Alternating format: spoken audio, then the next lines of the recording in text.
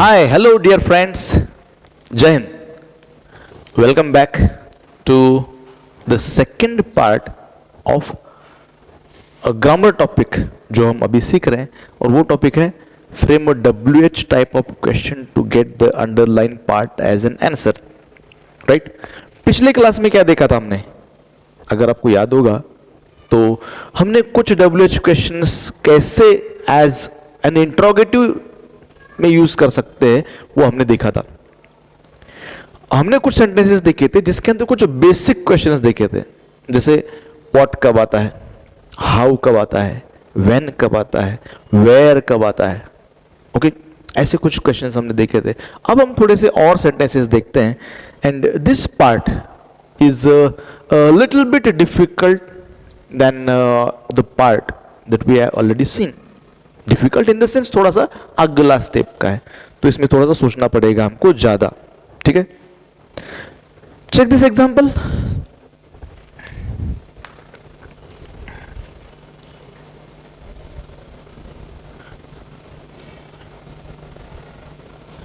Mangesh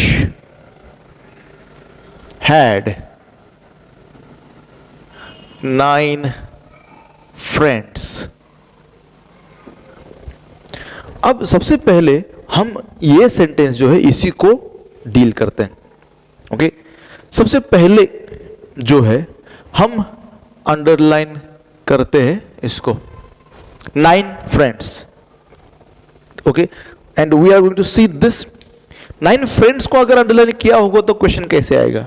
because based on what you underline the WH word will change. Okay, तो इसको हम देते हैं 1. जैसे एक नंबर का अंडरलाइन हमने किया तो एक आंसर नंबर 1, ऐसा हम इसको मानेंगे. Okay, Mangesh had, underline part का रिलेशनशिप क्या है वो आपके साथ? ऑब्जेक्ट है. तो ऑब्जेक्ट है तो हमारा आंसर आएगा व्हाट से. राइट. अब main point what I wanted to tell you is here had. वैसे देखा जाए तो हैड ऑक्सिलरी है ना, but actually had is use as a main verb here. इस सेंटेंस में उसको as a main verb use किया गया है. तो अगर ये मेन वर्ब है तो सेंटेंस में कोई ऑक्सिलरी नहीं है, और अपने नियम के हिसाब से no auxiliary is equal to auxiliary of to do. तो यहां पर ये पास्ट टेंस में होने की वजह से हमको यूज करना पड़ेगा did. This is the place which is very important for you to notice. Okay, what did, फिर मंगेश प्रॉपर नाउन होने की वजह से एम कैपिटल आएगा, और उसके बाद इसका बेसिक फॉर्म हमको यूज करना पड़ेगा. What did Mangesh have, end of course question mark is very very important, आप तो जानते हैं. राइट. तो एक ऐसा आएगा. समझो अगर हम इसको थोड़ा सा अलग तरीके से अंडरलाइन करते हैं, जैसे मैंने अंडरलाइन किया हुआ है सिर्फ 9 को. राइट, 9. तो क्वेश्चन अलग आएगा. फ्रेंड्स को अंडरलाइन नहीं किया अभी. ओके, 9 को अंडरलाइन किया है. Okay, and now 9 is a number, और नंबर जानने के लिए हम क्या क्वेश्चन यूज करते हैं? There isn't a single word that you can use to identify, to find out number. तो नंबर के लिए हमको यूज करना पड़ता है. समझो इसको हम दे 2 नंबर को 2 नंबर दिया हमने. ओके, तो नंबर अगर अंडरलाइन सिर्फ नंबर को किया हुआ है तो you have to ask the question with how many. Right. Number है, काउंटेबल चीज को अंडरलाइन किया हुआ है तो हाउ मेनी ऐसा बोलना पड़ेगा आपको. हाउ मेनी फ्रेंड्स डिड, फिर से सेम, मंगेश हैव, ऐसा आएगा. How many friends did Mangesh have, तो अंडरलाइन बदल गया तो उसके ऊपर से क्वेश्चन भी बदल जाता है. ओके, एक और एग्जांपल लेते हैं.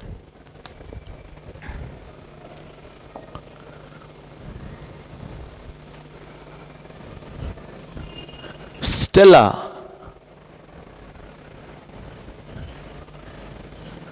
gave me a little time.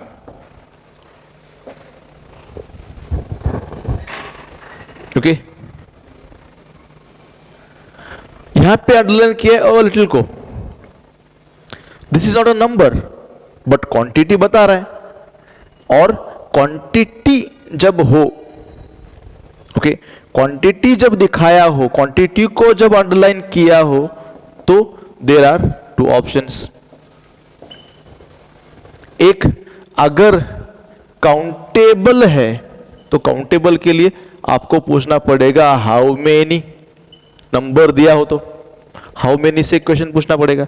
अगर वो अनकाउंटेबल है, क्या है, अनकाउंटेबल, तो हमको पूछना पड़ेगा हाउ मच से.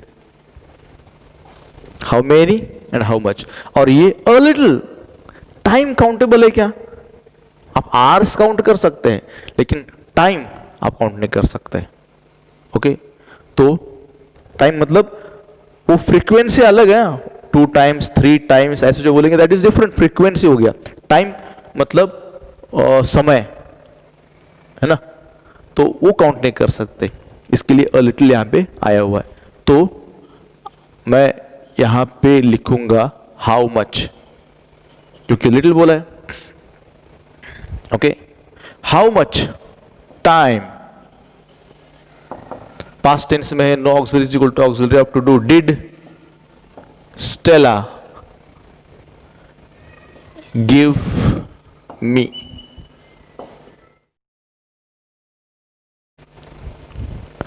So in this condition you have to ask the question with how much. Okay, अब एक और सेंटेंस हम लेते हैं.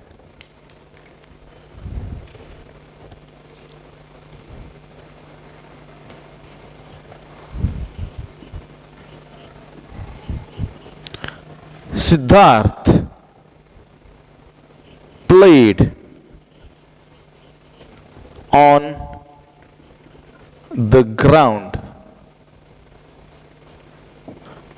अबे हर बार ऐसे क्वेश्चन आते हैं, ऐसा नहीं होता है, बट जस्ट फॉर प्रैक्टिस क्या क्या क्वेश्चन बना सकते हैं हम, इसके लिए हमें देख रहे हैं. Siddharth played on the ground. Suppose played को अंडरलाइन किया गया है, ऐसा नहीं करते हैं पर किया गया है, तो क्या कर सकते हैं फिर ऐसी कंडीशन में?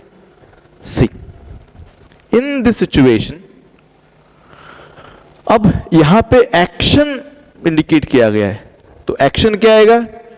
एक्शन को क्वेश्चन पूछना पड़ेगा हमको व्हाट से. ओके, पास्ट टेंस में है तो डिड. What did Siddharth.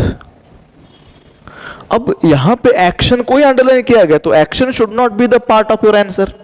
तो आपको बोलना पड़ेगा what did Siddharth do on the ground. What did Siddharth do on the ground? ऐसा इसका क्वेश्चन आएगा. ओके, अब थोड़े से और अलग क्वेश्चन लेते हैं.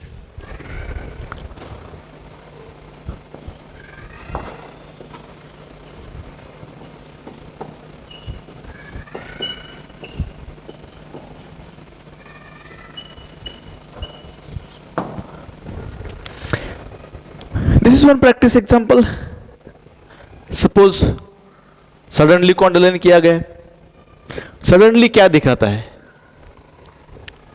What is the relationship? It shows the manner. और अगर manner दिखाता है तो आपको क्वेश्चन पूछना पड़ेगा how. Then ये तो रूल आपको मालूम है, no auxiliary is equal to auxiliary of to do. How did the car stop? Right? तो how did the car stop, this is very important spot. यहां पे आपको ध्यान देना पड़ेगा क्योंकि यहां पे आपको बेसिक ही यूज करना पड़ेगा. ओके, एक और एग्जांपल लेते हैं.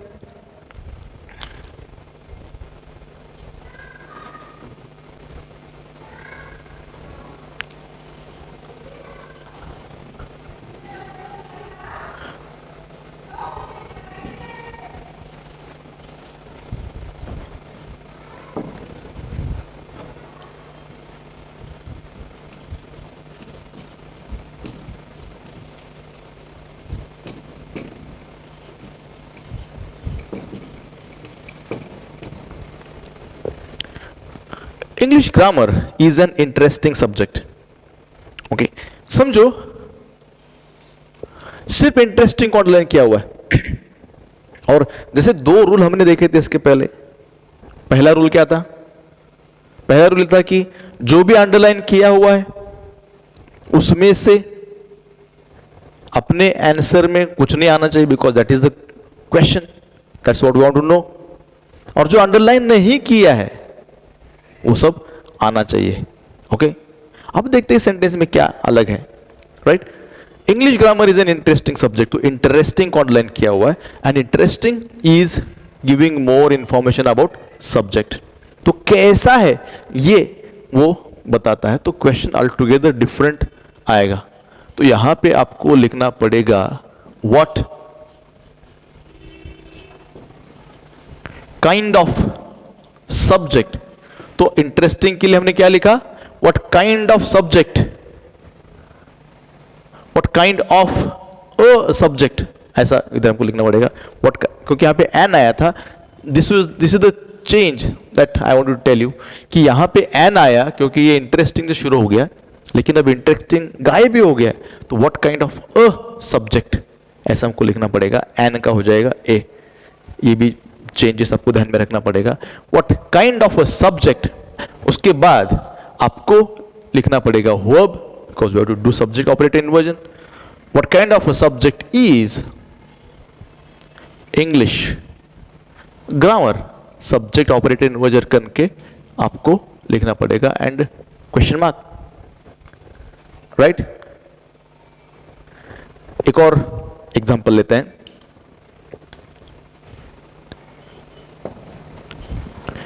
He acted in a strange way.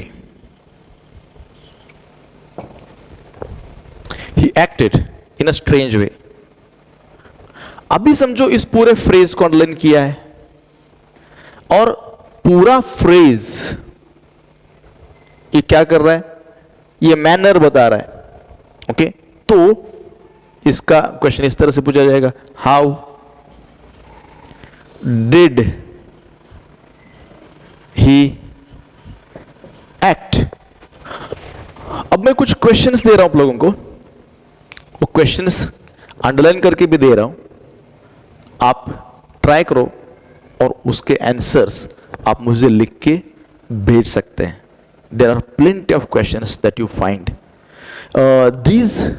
This part of grammar will help you to understand questions better. कि question WH word कौन सा है, टेंस कौन सा है, वर्ब कौन सा है, ये सब समझने में आपको ज़्यादा मदद होगी अगर ये पार्ट आप अच्छे से प्रिपेयर करेंगे तो.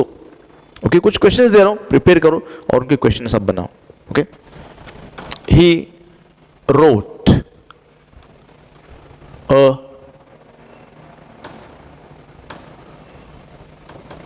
Nice book. तो समझो मैंने यहां पे सिर्फ नाइस को अंडरलाइन किया है, तो एक WH क्वेश्चन आपको बनाना है. They have selected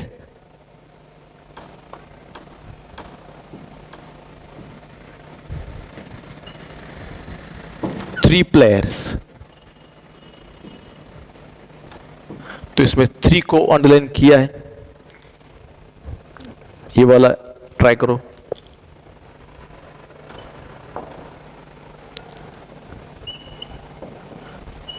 The leaders will decide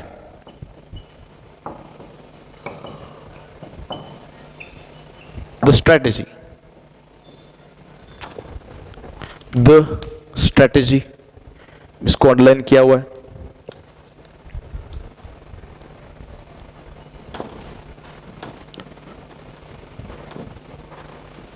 My neighbors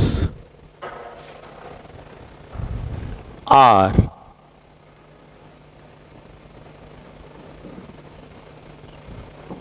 waiting for my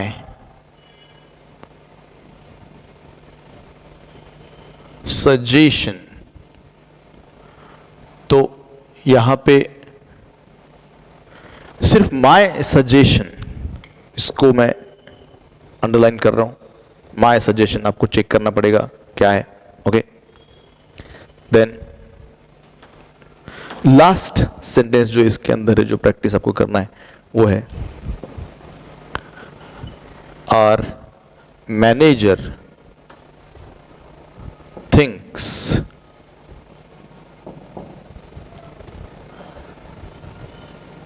about his family। और अबाउट हिज फैमिली को अंडरलाइन किया हुआ है। तो एक सिंपल क्वेश्चन है, आप ट्राई करो, this will help you to understand better. Okay, see you soon, जय हिंद।